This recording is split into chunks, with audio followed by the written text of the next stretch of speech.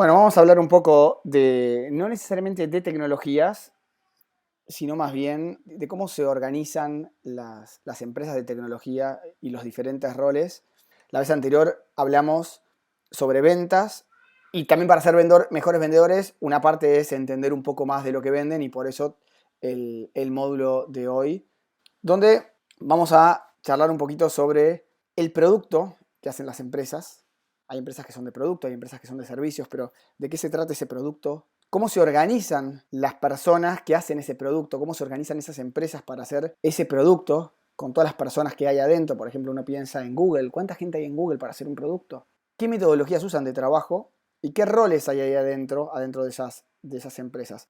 Y lo primero sobre lo que quiero hablar es, la vez anterior hablábamos sobre venta, vendemos, salimos a venderle a un programador una búsqueda de qué, ¿no? Uno siempre ve los anuncios de LinkedIn, esto es medio un cliché lo que voy a decir, ya sé que ustedes lo saben esto, donde dicen busco un Java, busco un Senior React JS. Está bien, pero busco una persona para hacer qué. ¿Qué es lo que salgo a vender yo como reclutador? Un producto.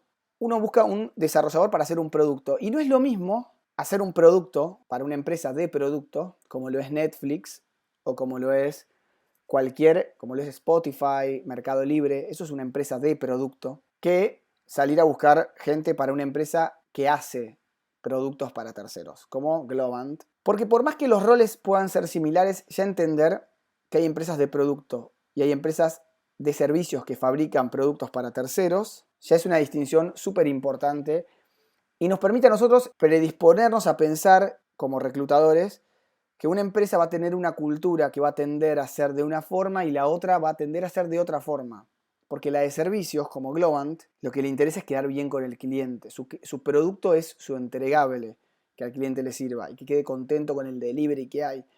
Por lo cual es normal que la gente que trabaje en una empresa de servicios a veces pueda trabajar o sea, gran cantidad de horas, correr cuando hay que hacer delivery de algún producto o de alguna instancia del desarrollo.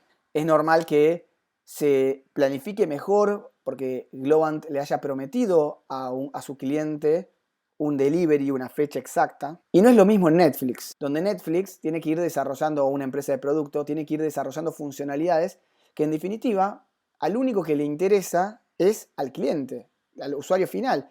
Si Netflix desarrolla un buscador o un recomendador que sirve, eso es lo único que importa.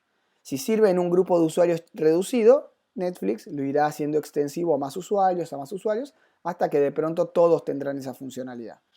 Entonces parece que es lo mismo buscar un programador para un tipo de empresa que para la otra, pero no lo es.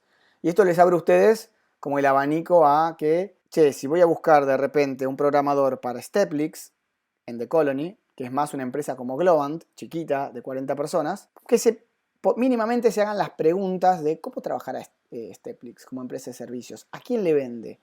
¿Le vende a Telefe? ¿Le hace productos a Telefe? Perfecto. ¿Cómo es eso? A ver, quiero entender un poco más. O de repente tienen empresas como Buenbit, que acaba de subir una búsqueda, y Buenbit es una empresa de producto. Entonces se harán otro tipo de preguntas para entender cómo es la cultura y salir a vender bien esa búsqueda. Ahora vamos a seguir un poco hablando de empresas de producto, de los que fabrican productos, porque estamos hablando de desarrolladores de productos. Con lo cual seguimos con el ejemplo de Netflix. Wabi es una tremenda empresa de producto. Yo no sé ustedes, quizás yo porque obviamente la busqué en Google y un montón de cosas, pero a mí me sale publicidad de Wabi todo el tiempo de no compres no sé, no pagues tu delivery, uso a Wabi todo el tiempo. Es una empresa muy, o sea, acelerada por Coca-Cola, que está creciendo en muchos países. Está entrando en Asia, está entrando en Europa, está entrando en Estados Unidos, está en toda Latinoamérica. Es una empresa de producto. Es una empresa de producto y en crecimiento. Hablando de los productos, yendo al caso concreto de Netflix, que es algo que todos podemos imaginarnos en nuestra cabeza, uno acá en esta imagen puede ver todos los productos que tiene Netflix. Una aplicación de desktop, ¿no? Que puede ser de escritorio, una aplicación web, que es la que uno entra cuando entra a un navegador, una aplicación de app, o sea, para entrar desde un teléfono con sistema operativo de Android, no importa la marca, pero es de Android, o un teléfono con sistema operativo de iOS, que es el sistema operativo de todos los iPhone, o cualquier Smart TV o dispositivo smart tipo Apple TV, Google Play, Google Home, etc. O cualquier Smart TV. Entonces, una empresa tiene que fabricar todos estos productos y cómo se organiza, ¿no? Tiene que lanzar algo en la aplicación de desktop y en la de app. ¿Cómo lo hace? ¿Lo hace en simultáneo? No. Hay cosas que dependen una de la otra. Cuando ustedes estén buscando un programador, al programador le va a interesar eso. Entender cómo voy a interactuar con otros equipos independientemente de mi equipo. ¿Cómo es mi equipo? ¿Cuánta gente tiene? Después otra cosa interesante para entender, y esto creo que es más cultural hacia ustedes, cómo hace un Netflix para crear o desarrollar algo. Porque seguramente ustedes hoy estarán en Netflix usándola y dirán, che, estaría buenísimo que no me aparezca esto, estaría buenísimo que esto otro, y así todo el mundo piensa cosas para un montón de plataformas. Hay ideas, hay buen feedback, hay todo el tiempo una empresa como Netflix, como Spotify o como The Colony, imagínense, está recibiendo feedback continuo. ¿Cómo se organizan para desarrollar la funcionalidad que vale la pena? Bueno, en general hay todo un ciclo iterativo, como una rutina de trabajo del gimnasio, que uno repite siempre igual, que la usa para capturar ideas, ¿no? Capturo feedback, capturo ideas que van llegando de distintos lugares y las voy ordenando. Ahí, en una empresa chiquitita, como The Colony, las capturan unos pocos y es un equipo el que trabaja y ordena esas ideas. En una empresa como Netflix, hay muchísimos equipitos que van capturando feedback e ideas de distintos sectores de la plataforma. Entonces, esas ideas se van ordenando y a veces alguna hace más sentido que otra para el negocio. Y uno lo que quiere es, y sobre todo ahora, en estos días donde la cultura se orientó mucho hacia ese lado, es fallar rápido. Quiero desarrollar esta idea, ver si anda o no anda lo antes posible. Si no anda, la descarto y no pasa nada. Lo mejor que hice es no invertir tiempo. Y es ahí donde surgen estos primeros prototipos, que no necesariamente son cosas que andan bien, hay distintos tipos de prototipos. A veces un prototipo puede ser una presentación, un PowerPoint, a veces puede ser un mínimo desarrollo, a veces puede ser simplemente contar algo o armar algo con alguna herramienta como Arduino, que sirve para desarrollar algunas cuestiones electrónicas. Pero uno arma esos prototipos, si va bien, ya pasa a una instancia de, bueno, ahora hay que diseñar esto. Hay que diseñar exactamente cómo va a ser la interacción. Porque no es lo mismo el usuario de Netflix que ingresa desde Argentina que el usuario de Netflix que ingresa de Estados Unidos. Tiene distintas películas, no puede ver las mismas películas, porque hay leyes, porque hay acuerdos con distintas productoras, etcétera, etcétera. Entonces hay que empezar a diseñar como la usabilidad que va a tener cada caso de uso. Y eso se va diseñando. Y después todo eso se ordena en un backlog, que es un listado, que muchos usan distintas herramientas como Trello, Jira, pero hay un montón de otras herramientas. Está Monday, está Trello, está, no sé, hay Asana. Hay una muy conocida argentina que se llama Core también. Bueno, uno ordena todas esas, como esos diseños que ya están como validados, que sabes que funcionan, en un listado y decidís cuál haces primero o cuál haces después según el costo-beneficio que tiene. A partir de ahí se empieza a desarrollar. Y eso es importante porque cuando ustedes buscan un programador para una búsqueda, si ustedes entienden o tienen una idea de cómo esta empresa puede llegar a trabajar esto, ya pueden primero hacerle las preguntas correctas a la empresa. ¿Cómo trabajan? ¿Cómo hacen el desarrollo del producto? Porque después eso se lo pueden vender al programador. Tranqui, le puedes decir al programador. Las ideas, generalmente no es que estás todo el día corriendo atrás de la pelota. Hay todo un proceso, la verdad que la empresa labura muy bien metodologías ágiles y metodologías lean de desarrollo de producto. En general hay toda una etapa más de descubrimiento, de research, de análisis, de testing, y recién después uno desarrolla. Si uno entiende eso, lo puede contar de una manera tal que al programador le guste mucho más tu búsqueda que otras búsquedas. Finalmente, eso es que el programador o el equipo, no el programador, todo un equipo de desarrollo, un equipo que tiene un product manager, que tiene distintos tipos de programadores, diseñadores, analistas de producto, testers, etc., se desarrolla y se sube a producción. Como se dice en la jerga, subir a producción es que esté en un lugar disponible para que vos lo puedas, uno pueda entrar. Y recién ahí, después de que se teste, uno lo lanza y lo lanza al mercado. Entonces, así es como se crean las funcionalidades en cualquier empresa de producto o de servicios. En el caso de las de servicios, quizás quien define qué se va a hacer muchas veces no es la empresa de servicios, sino es el cliente. Vamos a dar un ejemplo.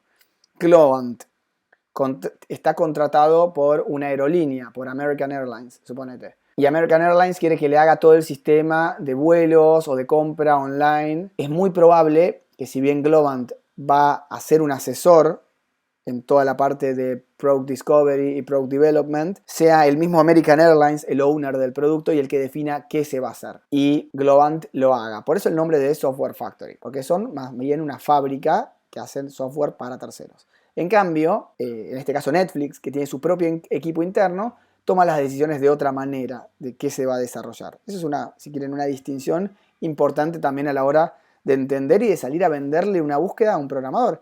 Hay gente que no le interesa trabajar en una empresa de producto, porque a veces las empresas de producto son un poco convulsionadas, porque la idea no siempre la tiene el product manager, la tiene el CEO, la tiene el gerente de operaciones, te entra por la ventana, no está bien categorizada, la quieren para allá. Es un poco caótico a veces trabajar en una empresa de producto si no está bien organizado o si no tiene una buena visión de producto. Cuando no sabe la empresa de producto bien qué es lo que soluciona ni cómo, generalmente son más caóticas. Cuando, en cambio, la Software Factory, cuando vendió muy bien lo que el cliente quiere, generalmente se organiza mucho mejor y la forma de trabajo es mucho más prolija. Con lo cual, ninguna es buena ni mala. Solamente nosotros tenemos que tratar de entender cuál es la que nos toca. Y por último, para terminar de hablar del producto, de cómo se organizan, imagínense en Netflix que hay 10.000 personas, pero pueden haber 3.000, 2.000, 1.000 o 20. Lo que se puso de moda en todas estas organizaciones es trabajar en equipos chicos que se llaman squads, que son, como acá ven, cada una de estas líneas negras, son equipos chicos, que cada uno de esos equipitos tienen un Product Manager, que es el gerente de producto, es el dueño del producto. Tienen un Scrum Master, que es o un Agile Coach, que es la persona que se encarga de velar porque la metodología de trabajo sea igual en todos los equipitos. A ver, digo en general lo que tienen. Hay empresas que tienen más de estos roles y hay empresas que amalgaman en más de una persona 1, 2 o 3 de estos roles. Un business analyst es esa persona que generalmente puede hablar con el departamento comercial y al mismo tiempo hablar con el departamento técnico y puede hacer interactuar las dos partes, que son dos mundos muy diferentes. Después tenés los developers, los data scientists, los diseñadores y los testers, que se les dice QA, ¿no? QA. Ahora, como les decía, una empresa de 10 personas o una empresa de 10.000 como Netflix, en términos de lanzar y de crear producto, tiene problemáticas similares, aunque no parezca. Obviamente que la empresa de 10.000 personas tiene otras, pero a grandes rasgos se organizan de forma muy parecida, pero en chiquitito. Y esa forma es usando metodologías ágiles, ¿no? Hay distintas, o sea, a ver, desde antiguamente, ustedes seguramente lo habrán leído, uno quería tener la previsibilidad de desde dónde arrancaba hoy y a dónde iba a llegar, como cuando alguien construye un edificio. Es lógico, yo arranco hoy, 1 de enero.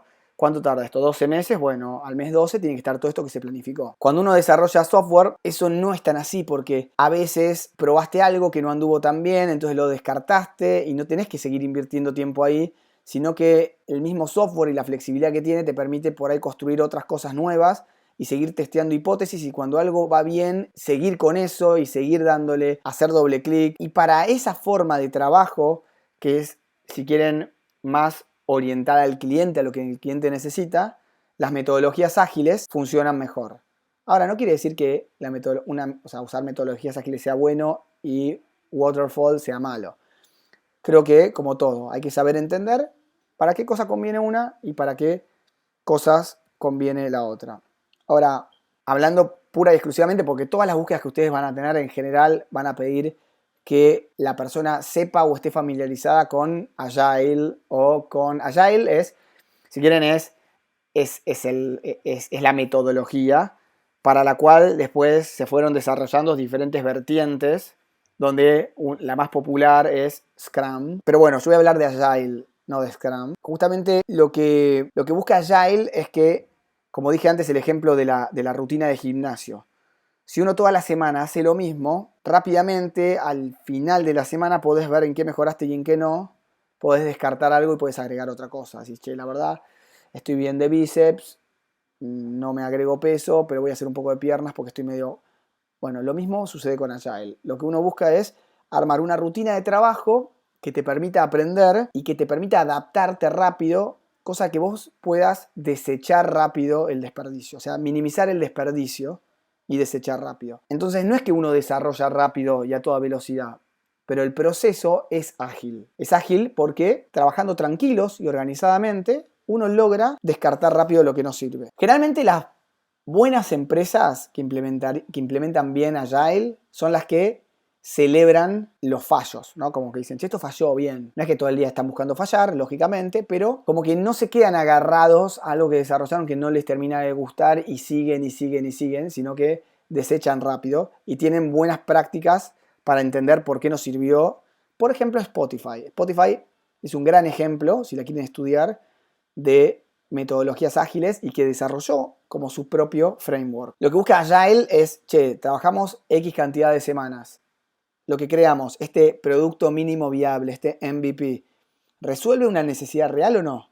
Si no la resuelve, lo descarto. Porque al final a nosotros nos importa más, cuando usamos Agile, nos importa más generar impacto que desarrollar rápido. Porque al final, generando impacto, vamos a resolver problemas reales y no nos va a importar qué es lo que no desarrollamos, sino nos va a importar desarrollar lo que es correcto para la necesidad que tiene nuestro cliente. Entonces Agile es, si quieren, dentro de su cultura, es más value driven, porque busca más agregar valor que simplemente cumplir un plan. Entonces, está bien, hablamos de Agile, tenemos un equipito, pero pensemos en Netflix y en toda la gente, las 10.000 personas que tiene, ¿cómo se organizan? Bueno, lo primero que ustedes tienen que entender es que hay un equipito, y ese equipo en general se le llama squad, pero sí, uno lo llamará equipo, otro le pondrá otro nombre. Globant le puso su propio nombre a los squads, cada empresa cool le empieza a poner su nombre a sus squads, pero es el equipo, básicamente un squad es un equipo que es autónomo, que en general no tiene más de 8 personas y que tiene la responsabilidad, se dice end-to-end, o sea, de principio a fin, del producto. Si uno se imagina un startup chiquitito, cuando uno tiene una startup, el startup son unas pocas personas que todos hacen un producto, una sola cosa, el buscador de Google, ¿no? Ahora, cuando esa startup crece y ya es un poco más grande y te empiezas a tener otras aplicaciones como Google Docs, Google Drive, Google Keep, empezás a necesitar tener un equipo para cada uno de esos productos o para secciones incluso de esos productos. Ese equipo es un squad. Entonces, de vuelta, siempre pensando en el desarrollador que ustedes o la persona tech que ustedes están saliendo a entrevistar, ustedes en su cabeza hacerse la idea de, ¿esta persona va a trabajar en un squad o no? A ver cómo se lo vendo. Porque si seguro le vendo que va a trabajar de una manera así, le va a gustar más que si le digo que va a trabajar en una estructura organizacional un poco más antigua. Y si es más antigua la estructura organizacional, no es no venderle eso, sino pensar y entender, bueno, qué ventajas tiene una estructura que no sea de squads para la necesidad que hay que cubrir. Porque por ahí es correcto que trabajen con una metodología que no sea ágil. Por ahí es correcto que no se organicen en squads. Y de nuestro lado es importante entenderlo para de vuelta poder vender mejor. Después, en general, cuando hay muchas células o muchos squads, empiezan a organizarse, empieza a existir como un ente superior que es la tribu, que si quieren, para decirlo rápido, son grupos de varios squads. Entonces, a ver, pensemos en el caso de Netflix. Si uno ve la aplicación de Netflix, la aplicación web, va a ver que hay un buscador donde uno busca la película que quiere, va a ver que hay un recomendador de las películas más acordes a mi perfil, va a ver que hay las últimas películas visitadas, está la parte del registro, para que yo me registre. En general, cada una de esas secciones suele ser una célula o un squad. Y todos esos se agrupan en una misma tribu que quizás termine siendo la tribu de la aplicación web de Netflix. Pero cada uno puede ir trabajando y haciendo cosas independientes. El buscador genera upgrades en el producto que son independientes de todo el resto del producto. Y no les importa si no se lanzó una actualización en otra sección del producto. El buscador tiene la autonomía y la infraestructura creada para poder lanzar una actualización sin preguntar al resto de los equipos. Después empiezan a aparecer otros nombres. Son ya como grupitos Che, ¿cómo se llaman los grupos cross squad? Bueno, hay generalmente cuando son grupos de una misma disciplina, tipo diseñadores o programadores front-end, se les suele llamar chapter, pero uno puede usar otros nombres, que son en general grupos transversales que reportan a un líder de diseño o a un líder de desarrollo, de infraestructura o de la disciplina que estemos hablando. Por eso digo, son grupos transversales de la misma disciplina y en general se usan para que todos tengan prácticas similares, o mejor dicho, para que todos adopten las mejores prácticas, porque esta estructura lo que genera es una polinización, porque las buenas cosas se van polinizando y se van contagiando al resto de los otros equipos gracias a estas estructuras transversales que permiten aprender qué cosas hizo de bueno un squad y qué cosas hizo de mala y que el otro la pueda aprender. Eso es súper interesante y por eso estas metodologías también se están implementando no solamente para lo que es desarrollo, sino para otras estructuras organizacionales y otras áreas. Y después, de vuelta, yo siempre pensando, digo, bueno, les estamos dando este conocimiento, ahora, ¿cómo lo aplican? Imagínense hablando con un programador y que si ustedes pueden entender, che, esta empresa donde vos vas a estar trabajando, donde por ahí es una empresa de mucha gente y vos pensás que vas a hacer un número, bueno, no es tan así, porque la empresa se organiza de esta manera, entonces va a permitir que lo que vos hagas de bueno, de repente, se pueda ver reflejado en otros equipos, con lo cual vas a tener mucho más impacto que solamente en tu squad si haces las cosas bien. O incluso vas a recibir las cosas buenas de otros equipos. Y esta última que se llama, que no se usa tanto, que son grupos más bien intratribus, son más bien grupos para compartir algún interés en común, donde cualquiera puede sumarse o irse, que en general, hoy hablemos de casos concretos, hoy por hoy está de moda Data Science, entonces tenés un buen Data Science Lead en algún equipo y arma algún grupo donde puede contar cosas que están haciendo con Python o con Scala o, no sé, con alguna base de datos nueva que estén utilizando. Y esos grupos, uno se suma para aprender, hacen algunos encuentros al año y sirven mucho para mejorar la cultura, la capacitación del equipo interno. Y de vuelta, es algo que los programadores preguntan. ¿Esta empresa capacita? ¿Cómo capacita? Porque al final, créanlo o no, es una de las cosas que más atrae a un programador, sobre todo sub 35 años, que está buscando crecer y desarrollarse como profesional. Estos grupos, como les dije antes, estos squads tienen que ir haciendo lanzamientos continuamente, o sea, todo el tiempo, van lanzando, se acostumbran a tener pequeños lanzamientos muy frecuentes y con mucha autonomía, con lo cual es común. Y ahora cuando ustedes entren y vean una aplicación de estas, imagínense que cada pedacito de la aplicación está teniendo continuamente actualizaciones súper frecuentes de equipos que son autónomos. Esto lo mencioné antes, pero quizás acá se vea más claro, donde hablamos de tipos de squads. Acá ven el buscador, ¿no?, de Netflix. Eso en general es un tipo de squad. Es el squad que tiene a cargo una funcionalidad grande, que adentro tiene un montón de subfuncionalidades, porque uno lo ve así chiquitito y eso adentro es una bestia. Entonces, ese es un tipo de squad, el que maneja una funcionalidad. Después hay squads que manejan más bien lo que se llama una client app, que es lo que ve el cliente, que quizás es todo el layout de la aplicación web de Netflix, ¿no?, o de la aplicación de escritorio. No es que hacen todo lo que hay adentro, pues, sino que son los que coordinan todo lo que hay en toda la aplicación. Eso es otro tipo de squad, un squad más genérico.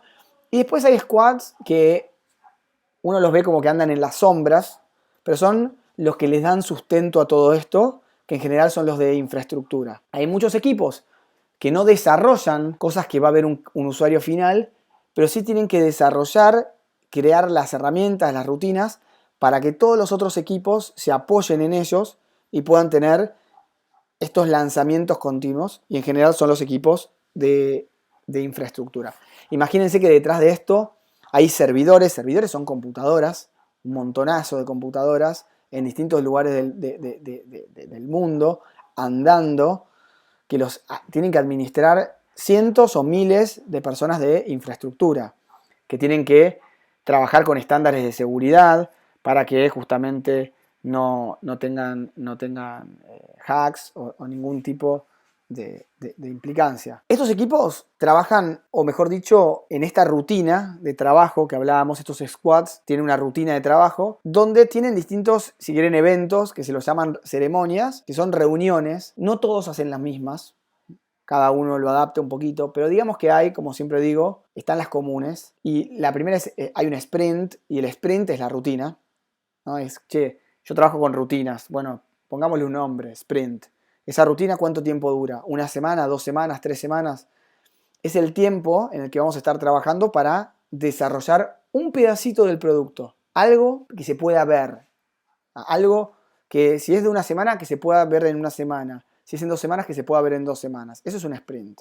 En ese sprint uno planifica lo que va a hacer, con lo cual hay un día de planificación que se llama sprint planning. Y después hay reuniones diarias súper cortitas. Uno trata de que sean, si todo estuvo bien organizado, y esto es muy importante, si todo estuvo bien organizado y bien definido, las reuniones diarias en general son reuniones para decir, vengo avanzando con esto, vengo más o menos de acuerdo a lo que pensaba y mañana sigo con esto otro. Si algo surgió, bueno, son reuniones que sirven para que haya comunicación y para que uno diga, bueno, me trabé con esto, tengo este problema, para que dos personas coordinen y vean, che, pará, yo estoy con esto y vos con esto otro, ¿por qué no vamos los dos con tareas que estén alineadas con el mismo objetivo final? Entonces sirven para que la comunicación, que muchas veces entre los desarrolladores es difícil porque uno se embebe en el código y se pone ahí a programar y no sale, porque es mejor no ser multitasking, sino estar compenetrado en lo que está desarrollando, pero eso a veces hace que uno se embeba en eso y no hable con la otra persona de tu equipo. Para eso las dailies son súper útiles. Una vez que se termina el sprint, se hace una revisión de lo que se desarrolló. Es como que hay un día donde uno dice, bueno, hoy es el día de puesta en producción o de revisión de lo que desarrollamos. Veámoslo, veamos a ver si cumple con lo que pensábamos que íbamos a desarrollar. Y charlemos, tengamos una retrospectiva de qué cosas no estuvieron bien en el sprint anterior o qué cosas estuvieron bien y podemos mejorar en los siguientes sprints. Esto para un programador es súper importante porque ¿cuáles son los problemas? Pueden haber programadores que en su empresa actual estén súper descontentos porque las planificaciones tomen horas, muchísimas. A veces pueden tomar 4 horas. Y donde de repente haya muchas personas en la planificación. Y vos digas, yo no tengo que estar en esta planificación. La verdad estoy perdiendo el tiempo. Si en general uno tiende a pensar eso. Las dailies. Las dailies tienden a tardar, no sé, en vez de 15 minutos, 1 hora. Entonces, para ustedes, recruiters, entender sobre estas ceremonias es importante porque son preguntas que pueden hacerle al desarrollador para ver qué tan descontento está sobre su empresa actual. Bueno, y finalmente el refinamiento del backlog, que son todas esas tareas que dijimos que había que hacer en algún momento. Bueno, en la medida que se van acercando a la fecha donde uno las quiere empezar a desarrollar, tienen que estar como mejor bajadas y uno tiene que entender cómo la vamos a hacer, qué va a hacer cada persona. Y todo eso, digo, toma un tiempito y hace que las planificaciones sean más cortas. Si el Product Manager, si el Business Analyst se juntaron antes, si el Scrum Master, a bajar un poco el Tech Lead, a bajar un poco cómo va a ser el desarrollo, porque después en la planning puede ser más como una suerte de uno le dice a cada persona lo que va a hacer por el feedback que uno va recopilando de los programadores. Es mucho menos tedioso eso que tener que pensar en cada planning cómo lo hacemos, qué hacemos y que efectivamente duren muchas horas. Y para terminar, digamos que es un esquema que funciona y está muy basado en la ética. Y esto es súper importante porque si bien hay formas de controlar, la evolución del producto se controla por sí sola. Si el producto avanza, avanza. Y si no avanza, no avanza. Con lo cual uno puede saber qué programador está haciendo bien las cosas y quién no la está haciendo tan bien. Pero como el squad en sí es un equipo autónomo, el squad en sí tiene que ser muy ético. Las personas tienen que ser éticas y le van a dar la autonomía que merece.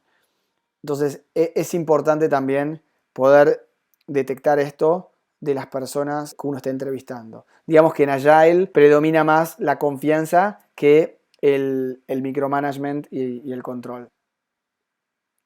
Esta parte vamos a hablar de los distintos roles que hay en un squad. Ya vimos, así se veía una squad. En general, estas son las personas: un Product Manager, un Scrum Master, un Business Analyst, desarrolladores, muchos, data scientists, muchos, diseñadores, testers. Y empecemos por el product manager. El product manager es el dueño de la visión del producto. Es como el CEO del squad, del productito que le tocó desarrollar. Por ende, es el que va a tener la palabra final de qué es lo que se hace y qué es lo que no se hace. Pero para eso va a tener que entender mucho del problema que está resolviendo. Entonces, yo como Product Manager tengo que entender que mi buscador de Netflix o mi recomendador de películas tiene que entender a la perfección cuál es la necesidad de esa persona, en qué contexto ve esa película. ¿Ve la película a la noche? ¿Desde dónde? ¿Desde su teléfono o desde su computadora? ¿Es suya o es compartida?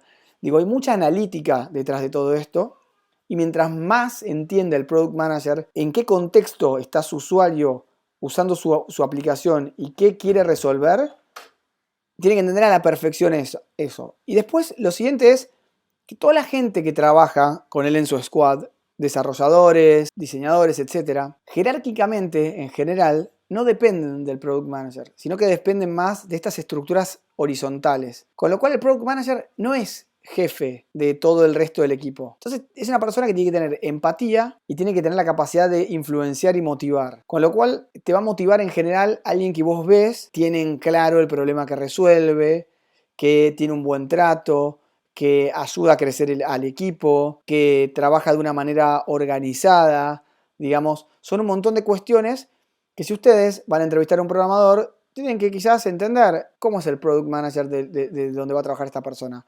Porque es alguien que va a hacer que sus días sean mejores o que sus días sean peores. Y lógicamente es alguien que va a tener trato con equipos de UX, con equipos de desarrollo, con gente de negocios, y que tiene que tener no solamente skills de comunicación, sino cada vez más skills técnicos. Un product manager tiene que tener skills de SQL, tiene que tener la capacidad de poder manejar herramientas de analytics, no solamente herramientas de terceros o web como Amplitude o Google Analytics, sino herramientas para explorar la base de datos del propio sistema que maneja y poder sacar conclusiones.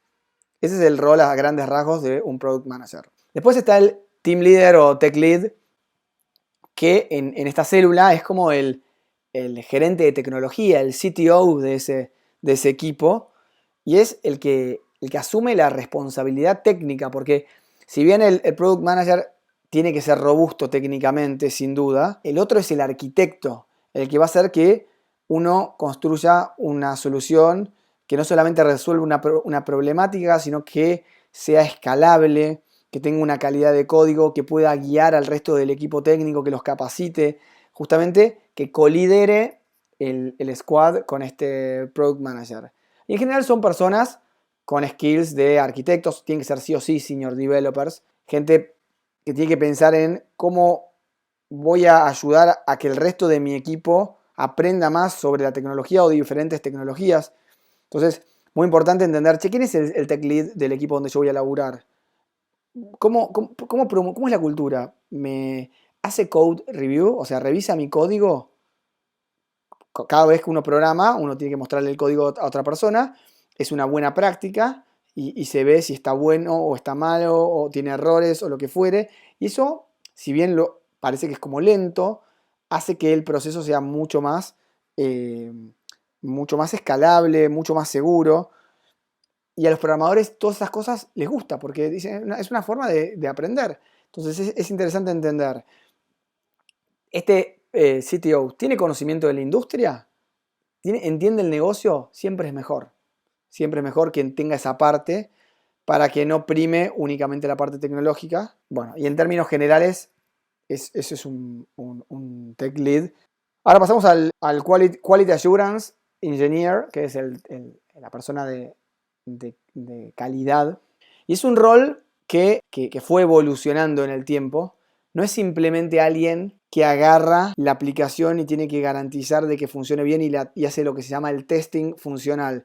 Testing funcional es, a vos te dan una aplicación, te dan, como decíamos antes, la aplicación de Netflix y te dicen, bueno, tenés que usar el buscador escribir ciertas cosas y te tiene que dar ciertos resultados. Entonces el QA prueba todos esos casos funcionales que funcionen efectivamente como se habían proyectado. Eso es sumamente importante, es lógico que tiene que andar bien ese caso funcional, pero además este rol de QA Engineer ya es un poco más sofisticado y empiezan a buscar las empresas que estas personas sepan programar algo, porque requiere que hay formas de testear cosas que se pueden programar. Vos podés programar, imagínense que a veces hay que testear una aplicación no solamente en un tipo de navegador, sino en distintos, no sé, en un Google Chrome de distintas versiones, en un Safari, en un Mozilla, por ejemplo, una aplicación para Android, pero que puede ser para un Samsung y para distintos modelos de Samsung, para distintos modelos de Motorola. Todo lo que uno pueda automatizar en ese aspecto es crucial para el proceso. Y por eso lo que se busca es que esta persona tenga conocimientos de programación para que pueda crear estos tests. Con lo cual, bueno, también tiene que saber de SQL y tiene que saber de otras herramientas para poder testear, como Postman, Selenium, Jenkins. Uno no solamente testea lo que se ve, sino que también testea lo que no se ve, lo que está en el backend, ¿cómo se llama? Hay que testear que si hago esto, pasa esto en el backend. Pero uno no tiene ninguna interfaz visual para testear. ¿Y cómo testeo? Bueno, hay herramientas que sirven para testear ese tipo de cosas. Entonces, este rol puede ir desde algo muy básico, o muy básico, algo que puede hacer cualquier mortal o cualquier usuario, que es un testing funcional, hasta algo mucho más sofisticado, que es agregarle tecnología al proceso de testeo. Seguimos pasando y nos vamos acercando de a poco a lo que llamamos programadores, ¿no? Pero digo, toda esta gente es técnica y está y cada vez sabe más sobre programación, incluso toca líneas de código y se buscan mucho en el mercado. Cada vez escasean más. El Business Analyst es un rol que no tienen todas las empresas. Antiguamente podría ser el que se llamaba como analista funcional, pero no es tan así. Pero bueno, como les dije antes, el mismo rol no es el mismo en cada una de las empresas. Así que pregunten y vean e indaguen, porque no hace lo mismo cada rol en cada empresa. El Business Analyst es alguien que trabaja muy codo a codo con el Product Manager, con el Tech Lead, porque es el que entiende las necesidades del negocio y tiene las habilidades técnicas para poder traducir eso en necesidades al equipo técnico, ¿no? Entonces, es alguien que, suponete, si trabaja en un banco, tiene que entender de normativa del Banco Central en Argentina, tiene que entender de plataformas, tiene que entender de medios de pagos, pero además tiene que poder hablar con gente técnica y tiene que poder unir esos dos mundos. Tiene que tener ciertos conocimientos técnicos, entonces tiene que tener la capacidad de... No digo programar cada vez más, pero sí poder hacer algunas consultas a las bases de datos, con lo cual conocimientos de SQL, de reporting. Y es alguien que va a estar en muchas reuniones porque justamente tiene que interactuar con muchas partes de la empresa. No todas las empresas tienen un business analyst en su squad. Muchas veces esto lo hace a veces el mismo tech lead, a veces lo hace el mismo product manager. Por eso les digo, es importante entender con qué tipo de empresa están hablando y qué tipo de empresa tienen enfrente. Así que bueno, toda esta gente es la gente con la que interactúan los programadores en el squad, así que nos vamos acercando a los distintos tipos de perfiles de programadores que hay. Y el que ya es cada vez más programador, pero todavía no, es el UX, UI, Product Designer. En las empresas más modernas buscan este tipo de rol. A veces uno dice quiero un diseñador, a veces alguien dice quiero un Product Designer, un UI, un... UX es experiencia de usuario. La experiencia es básicamente cómo voy a lograr resolver una problemática en una plataforma. Entro en el buscador, escribo, aprieto Enter, no tengo que aprieto Enter para buscar o no aprieto Enter. Tengo que ir al botón, hacer clic, esa es la experiencia. Tengo que, no sé, digo, todas esas optimizaciones que uno puede hacer, todo eso hace a la experiencia. Y la UI es la User Interface, que es la interfaz, que es cómo se ve, cómo es la señalética, llamémosle, cómo es toda la parte visual que hace que esas experiencias se entienda y yo la pueda efectivamente tener. Uno piensa una buena experiencia, digo, yo voy a hacer este buscador, que vas a escribir acá, te van a salir un montón de opciones y después vas a apretar Enter O vas a bajar con el cursor y vas a elegir Enter y va a buscar. Y vas a ver tu mejor opción. Eso es lo que vos te imaginaste como experiencia. Ahora, la UI tiene que efectivamente transmitirte eso y que vos llegues a cumplir ese como caminito feliz que hace a la experiencia. Entonces, nada, en general son personas que tienen que saber de UX. Hay gente que sabe más de UX que de UI, hay gente que sabe más de UI que de UX. Es importante saberlo. Hay empresas que necesitan más un UI, hay empresas que necesitan que sepas más de UX. Estas personas en general lo que hacen es, hacen prototipos de baja calidad que se llaman wireframes, son dibujos. A partir de ahí hay herramientas para esto, para hacer wireframes, hay metodología, con lo cual el que sabe hacer bien esto y conoce de metodologías, empatiza mejor con todo el resto del equipo. Después, esos dibujitos que uno hace a mano alzada, a veces incluso con lápiz, uno los tiene que prototipar, los tiene que diseñar. Son parte de los skills que tiene que tener un diseñador. Sin duda que un diseñador, en general, son perfiles difíciles porque tienen su ego, los diseñadores, y todo lo contrario, eso lo único que le genera son barreras. Cuando ustedes busquen un diseñador, si el diseñador es permeable y es alguien abierto y es alguien con empatía, generalmente va a ser alguien mucho más propenso a hacer mejores soluciones que alguien que no, que es cerrado. Y después manejan herramientas varias, diferentes.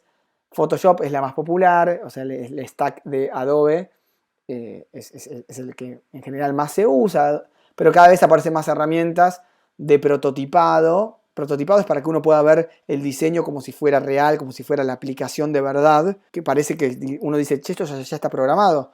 Bueno, esas herramientas son InVision, por ejemplo, Figma, Sketch, son distintas herramientas que se usan para este tipo de perfiles. Y acá aparecen los programadores, donde obviamente en el sentido amplio de la palabra, el programador es el que tiene que diseñar la arquitectura, ¿no? Tiene que diseñar la solución, desarrollarla y testearlo, ¿no? Y crear esa solución bajo siempre las mejores prácticas, tanto de performance, que ande bien lo que uno está desarrollando, que sea seguro. Entonces acá dentro de este mundo de programadores aparecen perfiles más como arquitectos, que son los que cranean la solución integral, cómo se va a comunicar. O sea, que piensan la arquitectura. Si van a ver una base de datos, dos bases de datos, va a haber un frontend, qué tecnologías, cómo van a hablar los sistemas, este con este. Entonces es alguien que tiene que entender de punta a punta el proyecto. Después, en cada pedazo del proyecto aparecen distintas profesiones. El frontend, que es el que está más en la parte visual, que uno ve y crea toda la parte lógica que usa el cliente de una aplicación. El backend, que es el que está en la parte de atrás, como bien el nombre lo indica, y es el que le da al frontend todo lo que necesita para que pueda permitir que la aplicación tenga una buena experiencia. Después hay perfiles de infraestructura que ya empiezan a aparecer cuando la empresa es más grande. Cuando la empresa es chiquita no hay tantos roles. Infraestructura, cuando la empresa ya toma tamaño y hay muchos squads, bueno, ya necesitas gente que te prepare los servidores y que te cree todas esas herramientas para que vos puedas desarrollar y todos los desarrollos los puedas ir subiendo rápido y sin ningún tipo ni de traba, pero siempre en un contexto, como decíamos antes, de seguridad. Y por último, si quieren, nuevo rol que apareció hace un par de años, que es el Data Scientist, donde hay adentro distintos perfiles. Y ahora vamos al primero de los developers. El frontend es el que es casi una obviedad lo que voy a decir, crea la interfaz visual con la que vas a interactuar vos como usuario. Generalmente se le dice frontend, y acá quiero aclarar, pero está bueno saberlo, frontend se le dice al que programa la parte visual de una aplicación web. Pero frontend en realidad es, un desarrollador mobile también hace el frontend de una solución mobile y uno de Apple TV o de cualquier dispositivo smart también hace el front de eso. Pero en general se le llama web frontend developer al que desarrolla la parte visual y toda la parte lógica de una aplicación web. Entonces esta persona programa objetos, programa los efectos, las interacciones, o sea, lo transforma, hace vivo lo que el diseñador diseñó. Tiene que obviamente preocuparse por la carga de la página y maneja generalmente estos lenguajes. HTML y CSS no es un lenguaje, es toda la serie de lógica que hay para que lo que está diseñado se vea. Entonces, para que algo se pueda ver, tiene que existir el HTML y CSS. Eso hace que las cosas se vean iguales al diseño. Entonces, uno cuando busca un programador, piensa en eso. ¿Qué es lo que quiero de esta aplicación? A veces uno busca un frontend, pero un frontend que haga más o menos, que se le llama maquetar, hacer HTML y CSS. Que maquete más o menos, no tan bien, a veces es malo, a veces querés que sea muy bueno. Generalmente una empresa como Globant busca gente, como tiene clientes en Estados Unidos, que sean, como le dicen allá, pixel perfect, que es al pixel tiene que estar el detalle. Entonces esa gente tiene que ser prolija en el HTML y el CSS. Y es un poco contrario a la parte lógica, porque la parte lógica es, hice que se me mueve el brazo. Ya está, viste, como programador decís, ya está, se movió el brazo.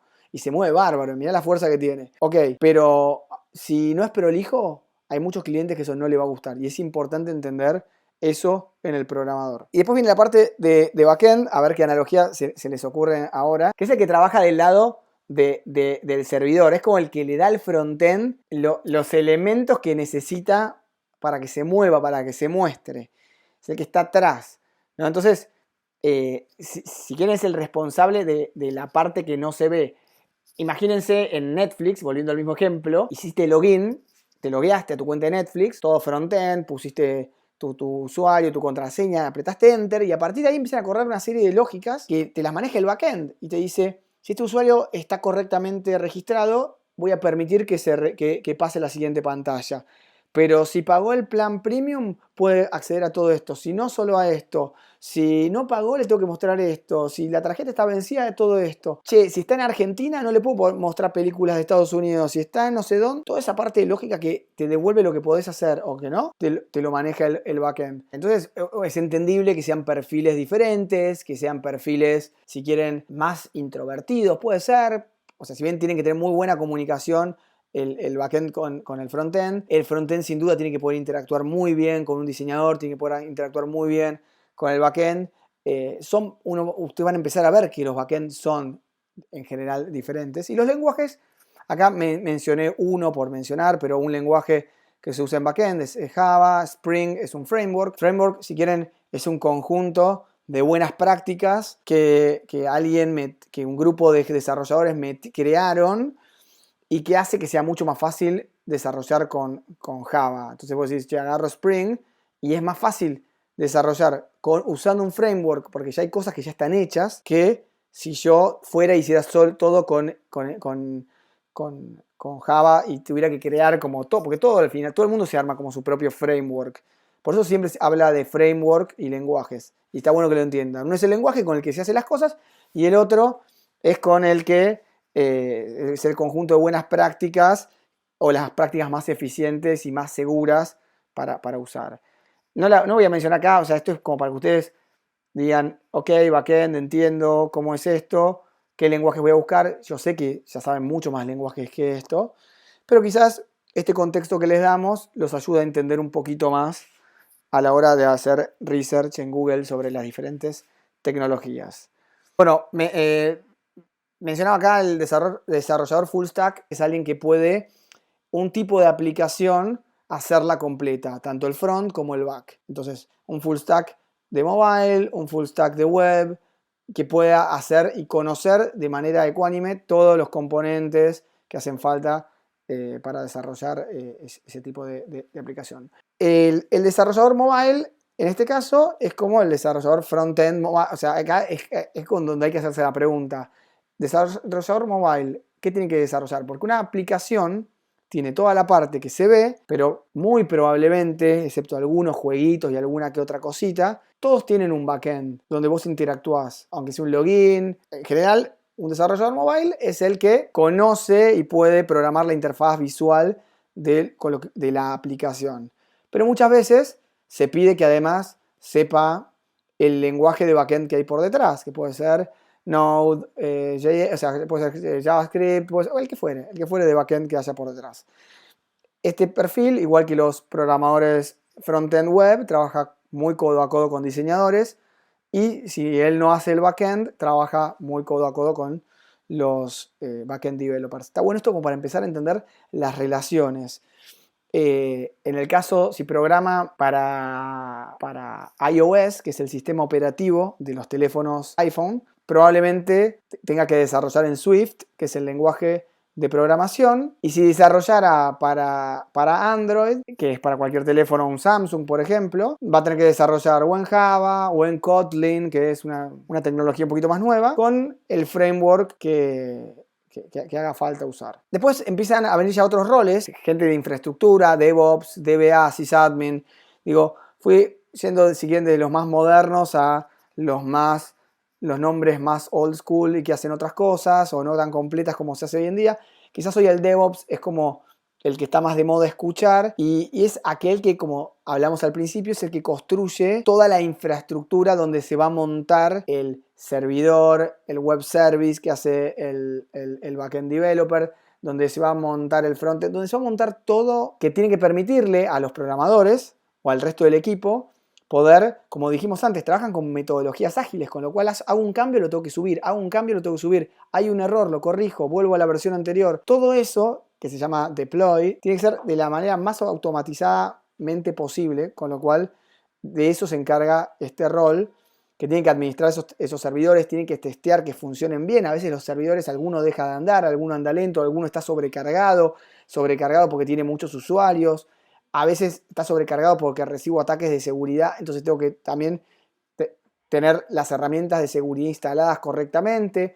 Tengo que sin duda manejar lenguajes de programación, tengo que saber sobre sistemas operativos y tengo que manejar diferentes alternativas, diferentes herramientas. En este caso yo menciono Jenkins o Docker como para darles un pantallazo medio big picture. Después, hablando de los data scientists, y acá ya estamos terminando, ¿no? Ya, el data scientist, uno lo ve como algo genérico, pero hay distintos roles en todo lo que se llama data science. El primero, si quieren, es el data engineer, que es el que está al principio de la cadena. Es el que, en general, el expertise es recolectar grandes volúmenes de data que vienen de distintos lugares, que viene desestructurada, quiere decir que no viene toda prolijita y todo igual, como la tiene como que juntar y amalgamar en una base de datos, limpiarla y ponerla a disposición del resto de los data scientists. Entonces, ya de por sí hacer esto es un trabajo monstruoso. Imagínense que no se tiene que perder data en el camino, no se tienen que cometer errores, no se tienen que borrar, tiene que ser consistente, si mezclaste una data con la otra, todo eso en cientos de miles de millones de datos puede ser catastrófico si se hace mal, es muy pesado de hacer, o sea, consume servidores, entonces necesitas de infraestructura, necesitas de saber programar bien y manejar, o sea, de entender de distintas o bases de datos que tienen que utilizarse según el tipo de requerimiento que vos tengas. Todo eso es lo que hace el Data Engineer. Y el resultado es, te dejé acá lista la data para que otro venga y la agarre y haga lo que tenga que hacer. Y dicho esto, esa otra persona puede ser un Data Analytics, que ya tiene, si queremos ese Data Lake ya trabajadito, y tiene que encargarse, si quieren, de procesar un poco la data, pero ya está bastante trabajada, la transforma un poco y más bien la analiza. Entonces esta persona es alguien que tiene que entender de cómo procesar y transformar data, pero sobre todo tiene que entender cómo poder entender una necesidad de negocios y poder visualizar esa data en alguna herramienta, como puede ser Excel, Power BI, Tableau, ClickView, o diferentes Metabase, qué sé yo. Hay un montón de herramientas que se pueden utilizar y lógico tiene que saber de diferentes lenguajes de programación como Python o R, que son, si quieren, los que más se usan en esta disciplina. Y después viene el último rol, si quieren, podemos abrirlos en más, pero como para que se lleven una vista global de todo esto y terminemos más o menos en punto, está el Machine Learning Engineer. Esta persona más de Machine Learning es alguien que, ok, está la data, ya tengo la data a disposición, alguien la analizó. Ahora a mí me gustaría crear por ejemplo, yo ya sé, por ejemplo, en Netflix que tengo la data de lo que la gente mira. Tengo algunos análisis hechos donde puedo ver bien qué mira la gente, perfecto. Puedo agarrar un modelo y puedo crear un algoritmo que me permita armar un recomendador de películas en función del historial de lo que vos fuiste viendo. Entonces, esta persona es alguien que está más familiarizado con algoritmos, con modelos, con crear modelos y finalmente esos modelos ponerlos en producción, porque el modelo así solo no hace nada. Necesitas que el modelo esté montado en una infraestructura, que hable con un backend, ¿no? Y que también el frontend muestre ese resultado. Con lo cual, ese es un poco el rol de esta persona que necesita obviamente dominar diferentes lenguajes de backend principalmente, como Python, Java o Scala. Hicimos un repaso por, bueno, el tipo de productos, o sea, las empresas que hay, empresas de producto, empresas de servicios, cómo se organizan, cómo trabajan, cuáles son los diferentes roles, como para que ustedes, lógicamente, ahora a la hora de agarrar una búsqueda, si quieren la puedan meter adentro de este nuevo framework que les dio The Colony y les permite entender un poco mejor quién es esta persona y que se les ocurran qué preguntas puede hacer para saber si es un buen profesional, si no es un buen profesional, para saber si está contento, para saber si busca un cambio o para que se les disparen otro tipo de preguntas que o bien busquen la respuesta en Google o que nos la pregunten a nosotros para que sigamos haciendo capacitaciones. Así que eso es el fin de este módulo. Muchas gracias a todos los que participaron hoy. Hasta la próxima.